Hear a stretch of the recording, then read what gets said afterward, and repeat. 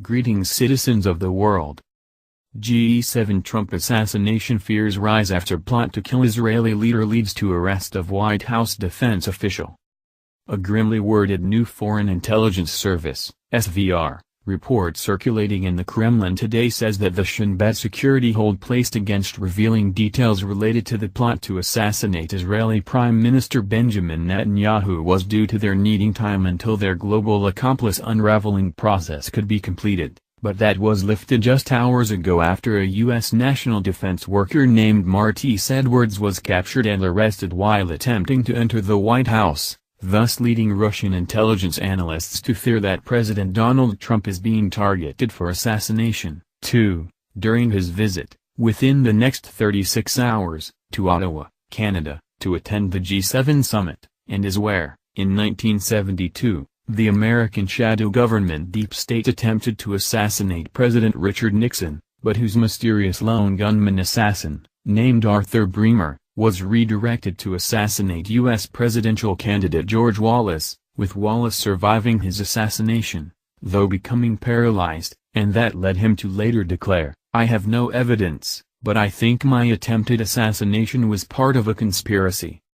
According to this report, though it professes itself to be a democracy that settles its internal political disputes by the ballot box, the United States is, in fact, the exact opposite of this ideal, as its blood-soaked history more than proves, and that in just the last century alone, has seen the assassination of President William McKinley for his daring to state that the future of humanity lay in America joining with Russia to break the power of the British Empire, the attempted murder of President Franklin Roosevelt and overthrow of the entire U.S. government by the deep state, and the successful deep state assassination of President John Kennedy and his brother Robert Kennedy, to just name a few of the hundreds of top U.S. political and social leaders who have been publicly assassinated for daring to go against the deep state too. Particularly angering the deep state, this report details, was President Richard Nixon, who wanted to end his nation's involvement in the Vietnam War, and was so opposed by his nation's military and intelligence leaders they launched, at least, 2 plots to assassinate him, but in their failing to kill him, ended up sabotaging his presidency with a Watergate scandal that forced Nixon to resign in disgrace. One of the deep state plots to assassinate President Nixon, this report notes, occurred on April 13, 1972, when the mysterious lone gunman Arthur Bremer traveled to Ottawa, Canada, but due to the heightened security surrounding Nixon, was not able to unleash his planned fusillade of bullets, with Bremer then appearing next, on May 15, 1972, in Wheaton, Maryland, where Alabama governor, and U.S. presidential candidate, George Wallace was appearing, and whom was gunned down in a hail of bullets that left him paralyzed for life.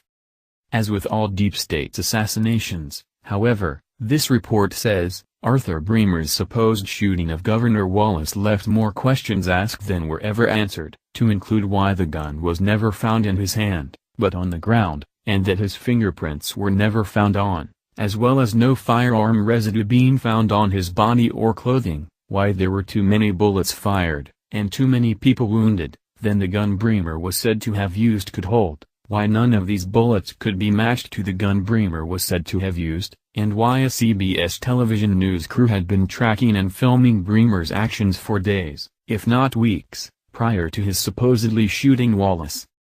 Important to note, too, about a CBS television news crew following Bremer and filming his supposed shooting of Wallace, this report explains, is because the deep state always wants visual evidence of their assassinations so that they can manipulate the narrative. After all, you saw it with your own eyes, but whose crimes, though never prosecuted, are fully known, and as exampled by the family of the assassinated American civil rights leader Dr. Martin Luther King trying to clear the name of his accused lone gunman assassin James Earl Ray because they know he didn't do it, and Robert Kennedy Jr., the son of assassinated 1968 U.S. presidential candidate Robert Kennedy Sr., after his meeting with the lone gunman assassin Sirhan, joining those who believe there was a second gunman, and that it was not Sirhan who killed his father.